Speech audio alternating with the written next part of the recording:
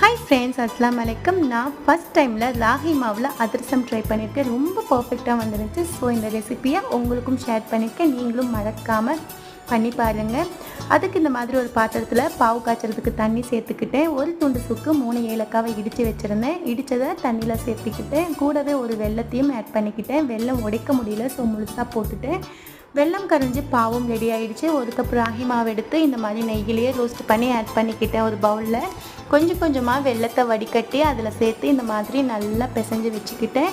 நானே first time தான் try பண்ணேன். ரொம்ப பர்ஃபெக்டாக வந்துருந்துச்சு. 10 மணிக்கு இது ரெடி பண்ணி வச்சுட்டேன். மார்னிங்கு ஈவினிங் ஒரு 6 மணிக்கு சுடுறதுக்கு ஆரம்பிச்சுட்டு ஆயில் ஊற்றி ஆயில் ஹீட் ஆனது இந்த மாதிரி அதிரசம் ஷேப்பில் நல்லா ரெடி பண்ணி ஆயிலில் எடுத்து போட்டுட்டேங்க. ரொம்ப நல்லா டேஸ்ட்டாக இருந்தது. எல்லா கிட்ஸுமே ராகி மாவை விரும்பி சாப்பிட மாட்டாங்க. இந்த மாதிரி அதிரசமாக கொடுத்தா கண்டிப்பாக சாப்பிடுவாங்கன்னு நினைக்கிறேன். சப்ஸ்கிரைப் பண்ணிக்கோங்க.